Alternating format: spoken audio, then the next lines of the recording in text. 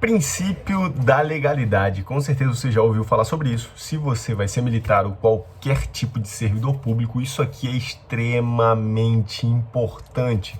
E não é só importante porque você precisa saber isso para uma possível prova aí. Isso aqui é importante para a sua própria atuação como servidor, como militar, como servidor. E até para evitar que outros seres humanos que estão acima de você na hierarquia façam determinados atos que venham a te prejudicar, tá? Isso aqui já evitou diversas vezes, e diversos colegas meus em que eu ajudei a evitarem ali um certo abuso de autoridade. E eu vou explicar para vocês.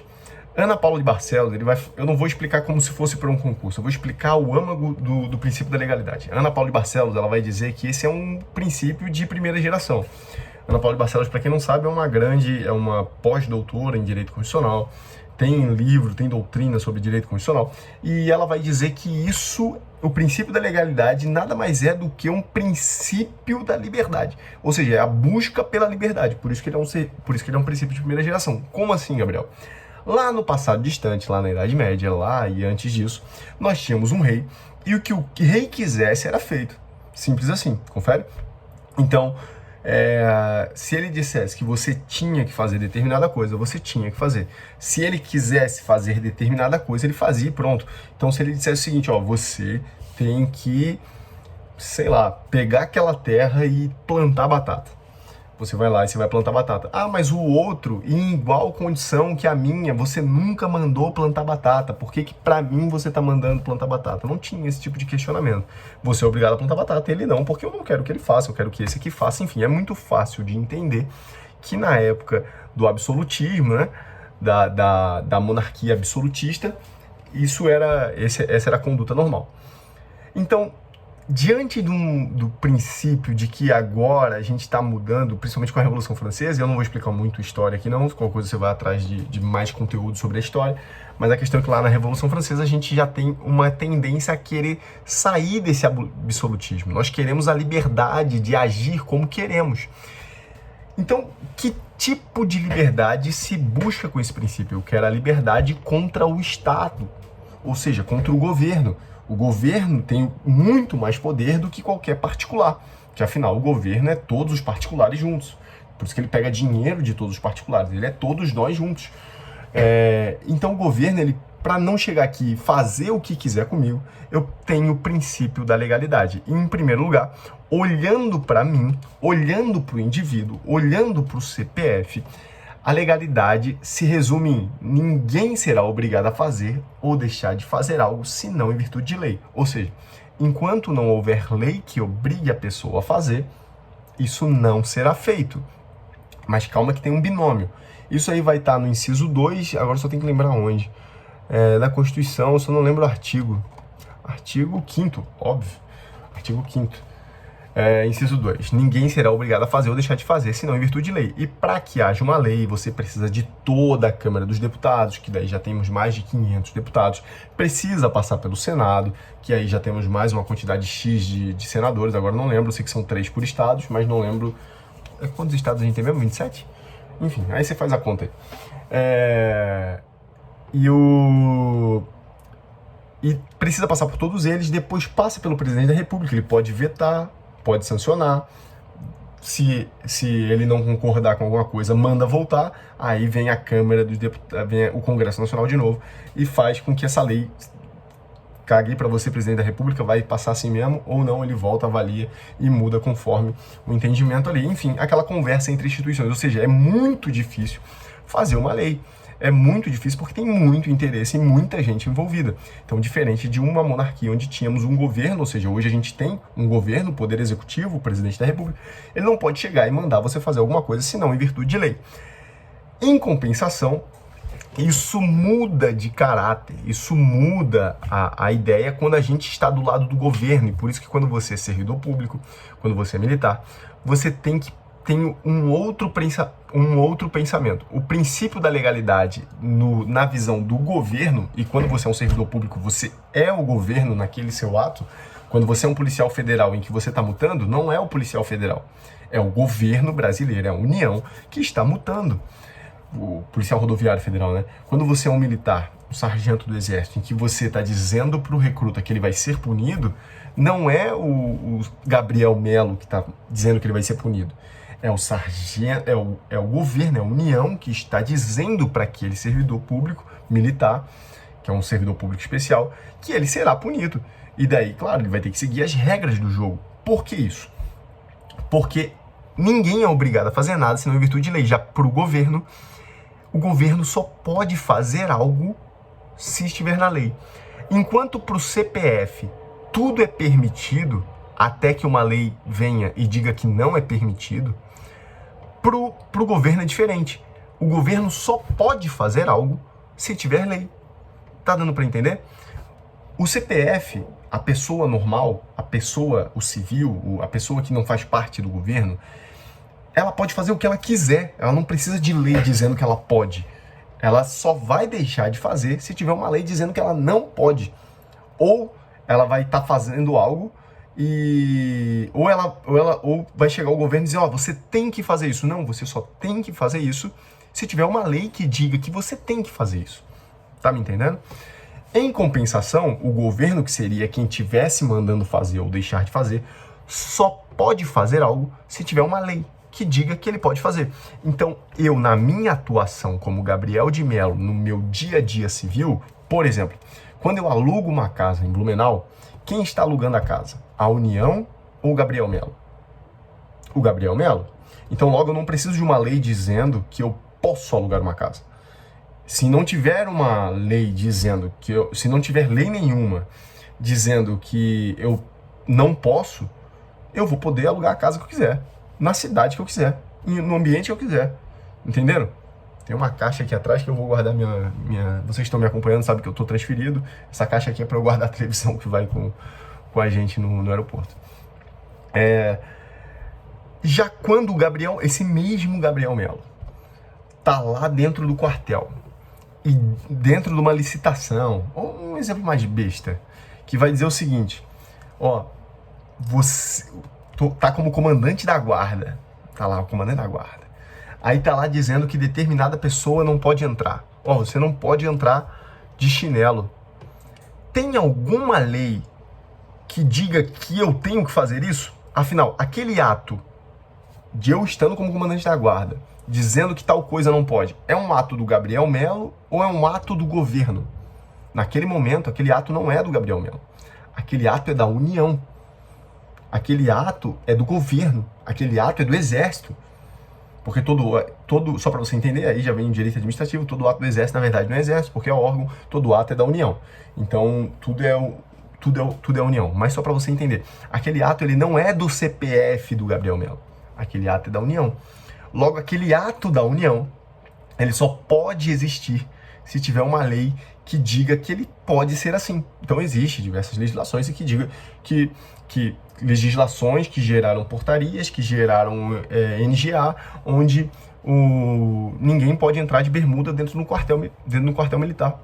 Ninguém pode entrar de boné dentro do quartel militar. Então, o Gabriel Melo, como comandante da guarda, ao falar que não pode entrar enquanto estiver usando boné, ou enquanto estiver usando bermuda, tem que entrar de calça, aquele ato é um ato do governo. E é um ato legal, porque tem uma lei dizendo que eu posso fazer isso. Que eu posso não, que eu tenho que fazer. E olha a diferença. Não é poder, é poder-dever. Eu devo fazer isso. Então, naquele momento em que um determinado oficial ou superior hierárquico tenta utilizar de alguma artimanha para dizer que você vai ser punido e te obrigar a fazer algo, às vezes acontece daquele ato se tornar completamente ilegal. Porque aquele ato de falar algo para um militar, para um outro militar, em que ele tem que fazer algo, que ele não pode fazer algo, só pode existir em caso de lei. Por exemplo, eu já vi casos, ou melhor, eu já ouvi falar de casos onde determinado aluno do NPOR foi expulso porque possuía cotas em empresa. E daí estava lá dizendo que não, a gente pediu para ele sair porque ele era sócio de empresa. E o militar ele não pode ser sócio de empresa. Aonde fala isso? Qual artigo diz isso?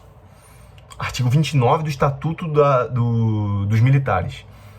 vai dizer que não pode tomar parte em sociedade, não pode administrar a sociedade, exceto cotista ou acionista. Aí ia ver o cara era cotista. Ou seja, ele estava na exceção, ele podia. Entenderam? Então, não tinha lei que respaldasse a decisão da expulsão. Aquele ato de falar para ele não fazer isso foi um ato ilegal. Foi um abuso de autoridade.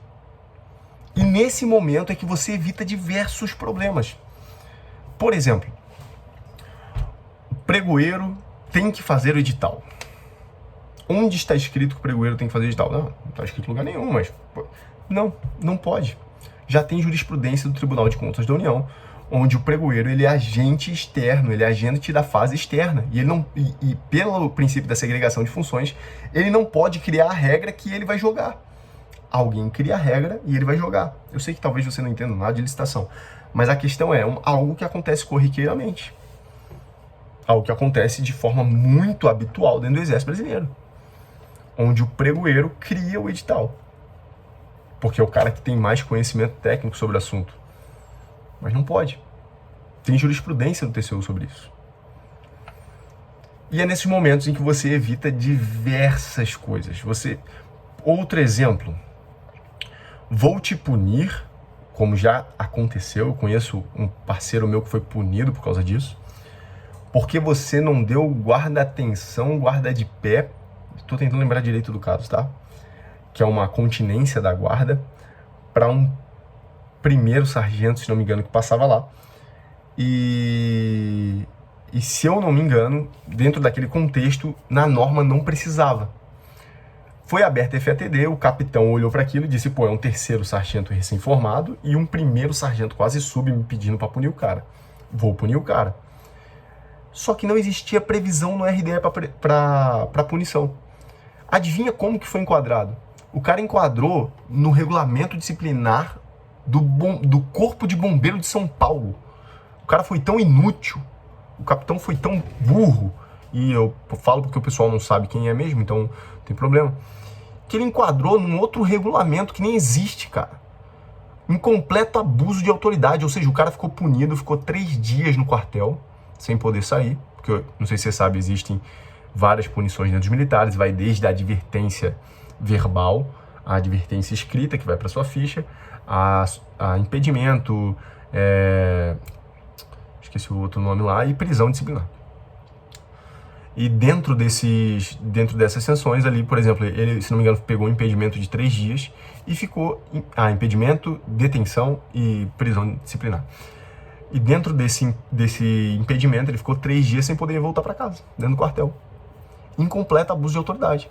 Por quê? Porque não existe lei, porque aquele ato do capitão é um ato do governo, é um ato da União, não existe lei que diga que ele pode punir por aquele ato. Precisa de uma lei, precisa de um regulamento, precisa de uma norma em que diga que aquele ato é punível. Sem essa lei não existe punição. Totalmente ilegal, um ato ilegal, arbitrário.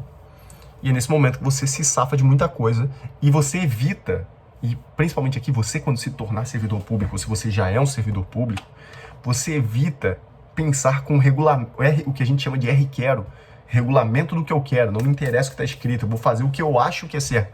Não existe o que eu acho que é certo para servidor público.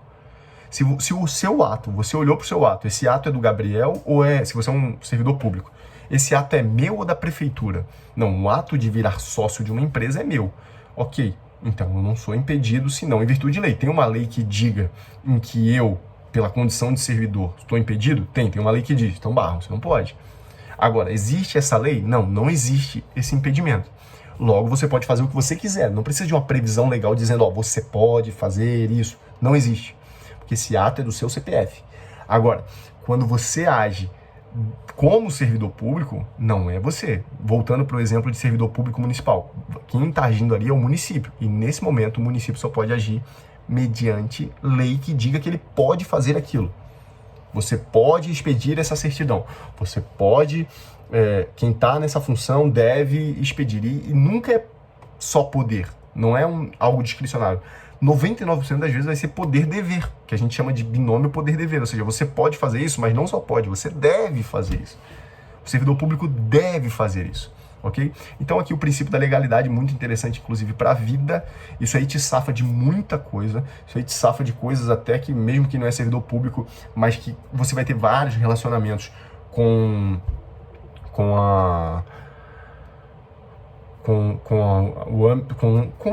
governo. Você sempre vai ter isso aí. E você sabe que aquela atuação daquele agente público só pode existir se ela for legal. Isso aconteceu quando negaram pro meu pai a ligação de água do terreno, porque o dono do terreno do lado não queria que ligasse. Só que daí a gente descobriu que o dono do terreno do lado também era o dono da onde o órgão tinha alugado o local, que não é um órgão, né? É uma empresa privada, mas que faz serviço público de distribuição de água, logo ela quase um órgão público. Cabe várias coisas ali. E eles negaram, só que não queriam entregar documento dizendo que negaram, nem nada. Por quê? Porque era um ato completamente arbitrário. Que eles não podiam negar ligar a água do terreno, tendo escritura pública, tendo acesso à rua pública, enfim. A questão é, você vai usar isso na sua vida, você vai usar isso no seu dia a dia. E se você for servidor público, cara, se você está estudando para concurso, primeiro que isso aqui cai em várias questões, isso aqui vai ser essencial para sua vida. E eu tô aqui estudando e passando informação para vocês ao mesmo tempo, porque isso me ajuda muito. Gostou do vídeo? Curte, comenta, compartilha, tamo junto, até mais.